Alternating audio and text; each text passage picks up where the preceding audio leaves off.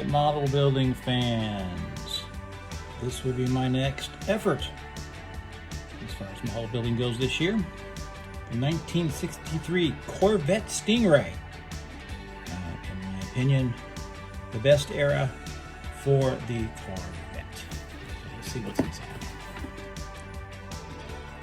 This is a recent purchase. Picked it up from a hobby shop at a pretty decent price. Been looking at it for a while, so I've got a lot of decisions to make on this model kit. How I'm going to build it. One of the things I like now that they do with model kits is on the back where they kind of show you the, what you're going to be getting. I think that's kind of cool. I kind of like that. So, interesting. Box art's fantastic. I don't know if it's original or not. Looks great. For street or strip, yeah, that is the question. A 1/25th scale is my favorite scale for cars. So we'll see what happens.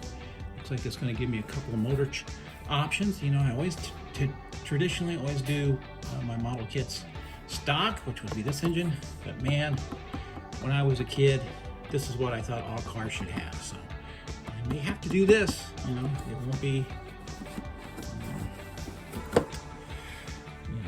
won't be stock, but it might be very interesting all the same. So I'll have to see what happens once I start building. A lot of chrome pieces, which are nice, because it's going to look nice with what I'm going to do with it.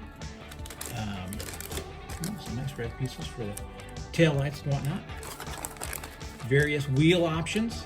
Yeah, it's going to be a challenge. I have some decisions to make. Look at that. Look at that. Look at that Corvette. That is an unbelievable body type. Look at the bottom. It's going to go together very nice. I'll do this upper part here one color, and I think I'll do the lower part in black. I don't know what it's supposed to be, but that's probably how I'll do it. Yeah, it's looking pretty great. Here's the other parts with a lot of options for the motor. Yeah, it's going to be a challenge. It's going to be a little challenge. It's got the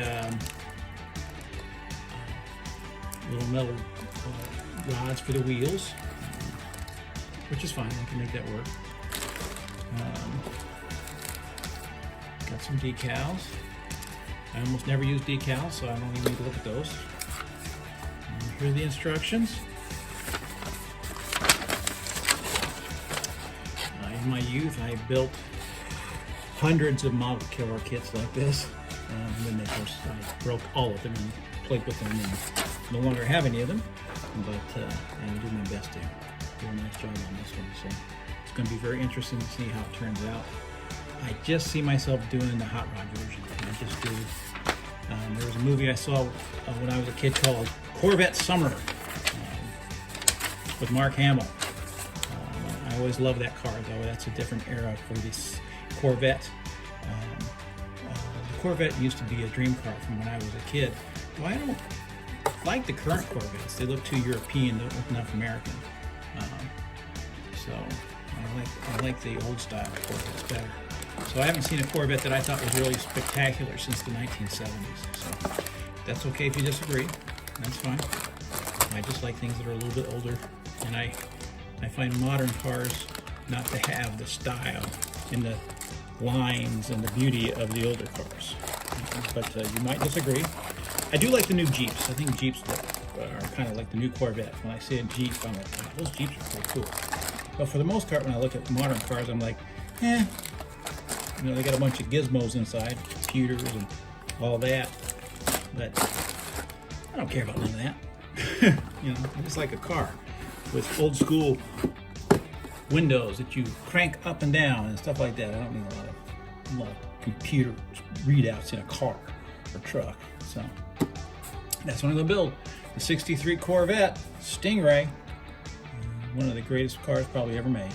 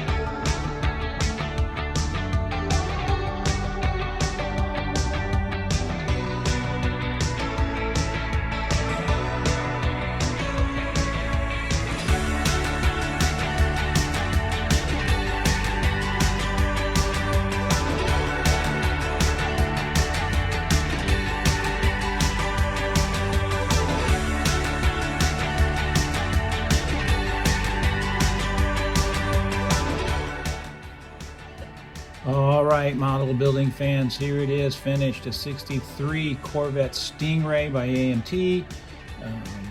I did the best I could with it. I had some struggles, but I guess it's okay. Overall, I wasn't very happy with it.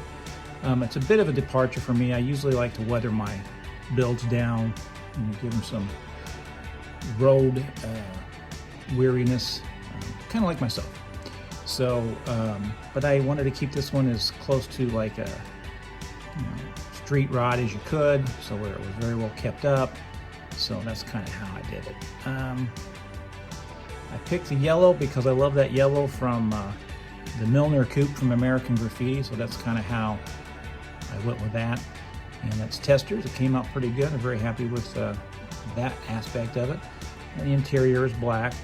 I didn't do a lot of research on the Sting Ray. I looked online, saw some of the interior designs, and kind of just went from that. I went with a hot rod engine, which I was happy with. Came out okay. I initially had the mag wheels on here, but I didn't realize I was going to have to cut the wheel wells out, so I didn't want to do that. So I went back to the stock wheels and just went with the hot rod frames, wheel frames. So hubs, wheels. So not really a car person, so there's a lot of stuff I don't know. I did look it up. I guess the body on the Corvettes are all fiberglass. I think that's true. Could be wrong, but I think I did say that the body on the 63 was fiberglass. So I couldn't necessarily make it look rusty because I don't think fiberglass rusts. So I didn't weather it. I just kind of left it like this. So it's, the unique thing about this era of the Corvette is the split windows here in the back. That was kind of a unique thing from that era.